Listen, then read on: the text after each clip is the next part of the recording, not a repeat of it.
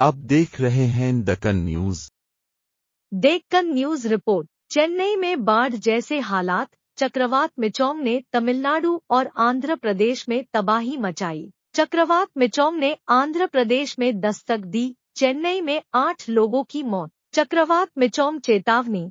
आंध्र प्रदेश सरकार ने 8 जिलों तिरुपति, नेल्लोर, प्रकाशम, बापटला, कृष्णा, पश्चिम गोदावरी, कोनसीमा और काकीनाडा के लिए अलर्ट जारी किया है। नई दिल्ली और चेन्नई, तमिलनाडु में बारिश की तबाही मचाने के बाद आंध्र प्रदेश तट पर बापटला के पास चक्रवात मिचोंग का भूस्खलन शुरू हो गया है। चेन्नई में बारिश से जुड़ी घटनाओं में अब तक कम से कम 8 लोगों की मौत हो चुकी है। चक्रवात ने 90 से 100 किमी प्रति घंटे की अधिकतम निरंतर हवा की गति के साथ दस्तक दी, जिसकी गति 110 किलोमीटर प्रति घंटे तक पहुंच गई। अधिकारियों ने बताया कि भूस्खलन की प्रक्रिया करीब 3 घंटे तक जारी रहेगी।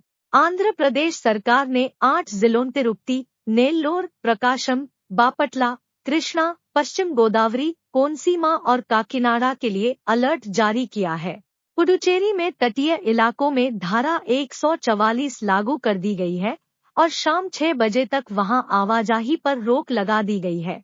मुख्यमंत्री वाईएस जगन मोहन रेड्डी ने अधिकारियों को जानमाल के नुकसान से बचने के लिए तूफान को एक बड़ी चुनौती के रूप में लेने का निर्देश दिया है। श्री रेड्डी ने कहा कि बचाव और राहत कार्यों के लिए प्रत्येक चक्रवात प्रभावित जिलों के लिए 2 करोड़ रुपए जारी करने के अलावा विशेष अधिकारी नियुक्त किए गए हैं। निचले इलाकों से लोगों को निकाला गया है और उनके रहने के लिए 200 से अधिक राहत शिविर स्थापित किए गए हैं।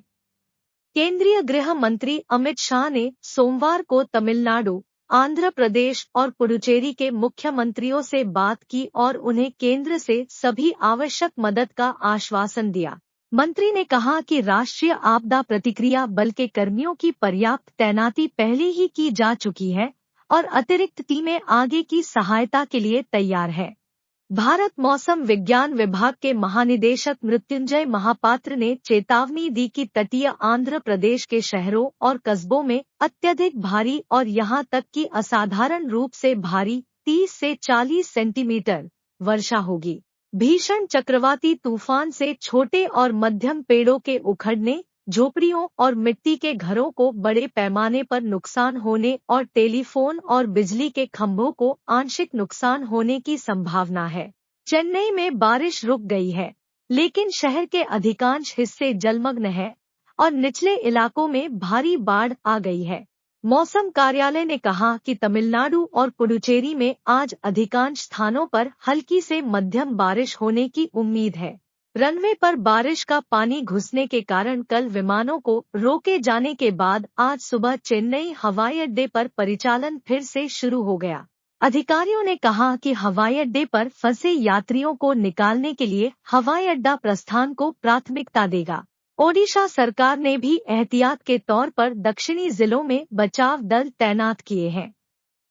सभी तटीय और दक्षिणी जिला कलेक्टर अलर्ट पर है और मछुआरों को समुद्र में न जाने की सलाह दी गई है क्योंकि समुद्र की स्थिति कठिन बनी हुई है।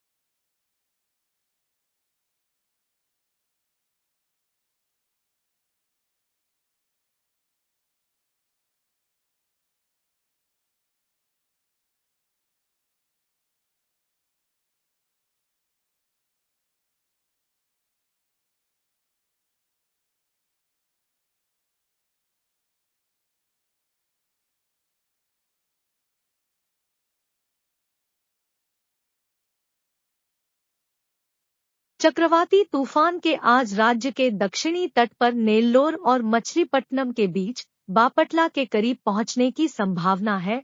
बापटला में तेज हवाओं के साथ मध्यम वर्षा हो रही है। चेन्नई में एक सप्ताह से भारी बारिश जारी है। निवासियों को सड़कों पर भारी जलजमाव से जूझना पड़ रहा है। कई आवासीय इलाकों में पानी भर गया है।